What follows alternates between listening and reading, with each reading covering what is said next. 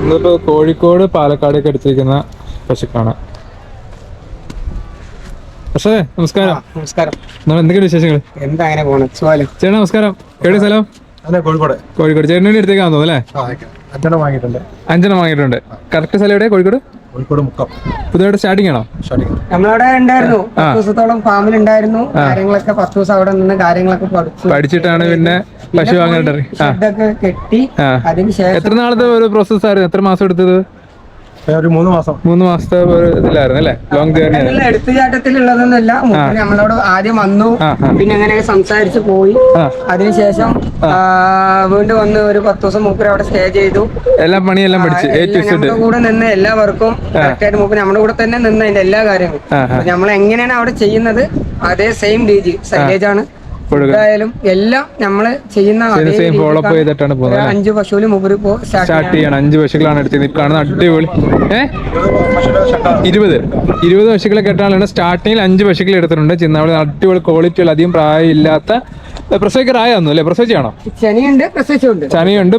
അങ്ങനെ രണ്ടും കൂടെ മിക്സ് ആയിട്ട് അടിപൊളി കാണുന്ന പശുക്കളാണ് 5 എടുത്തിട്ടുള്ളത്. പിന്നെ വേറെ പാലക്കാട് കോഴിക്കോടൊക്കെ എടുത്തിട്ടുണ്ട്. ഒരുപാട് പശുക്കൾ എടുത്തിട്ടുണ്ട്. ഈ കാണുന്ന ആദ്യത്തെ 5 നമുക്ക് കോഴിക്കോട് അവർക്ക് പോണ പോലെ. പിന്നെ വയനാട്ടിലേക്ക് ഉണ്ട് അല്ലേ? അതിപ്പോ നമ്മൾ എല്ലാവരും ഒറ്റ വണ്ടിയിൽ കയറ്റി വിട്ട് കഴിഞ്ഞാൽ വയനാട് കോഴിക്കോട് അഡ്ജസ്റ്റ് ചെയ്യും. 2 പേര് ഷെയർ ഇട്ട് എടുക്കുകയാണ് അല്ലേ?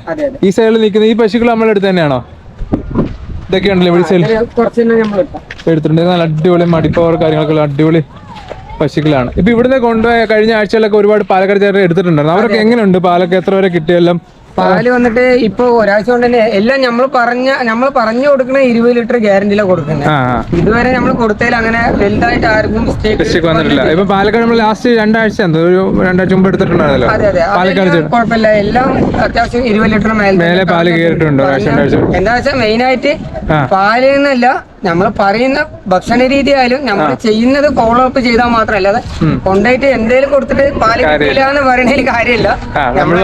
നമ്മള് ആ ഭാഗം കൂടി ക്ലിയർ ചെയ്തിട്ട് കൊടുക്കുന്നത്. എവിടുന്ന് ഒരു ബ്ലാക്ക് മാർക്ക് വരാത്ത രീതിയിൽ അറിയാലോ. കച്ചവടം എന്ന് പറഞ്ഞാല് എവിടെ നോക്കിയാലും പല രീതിയിലുള്ള പ്രശ്നങ്ങളാണ്. പിന്നെ നമ്മൾ ആ ഭാഗം കൂടി മാക്സിമം 10 ഒരാഴ്ചക്ക് ചെയ്യുന്ന രീതിക്ക് മാത്രം. നല്ല ക്വാളിറ്റിയുള്ള പശുക്കളാണെങ്കിൽ പ്രത്യേകിച്ച് പേർ പേടിക്കാനൊന്നുമില്ല.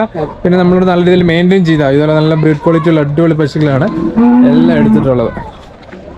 എന്തായാലും എല്ലാവിധ ആശംസകളും.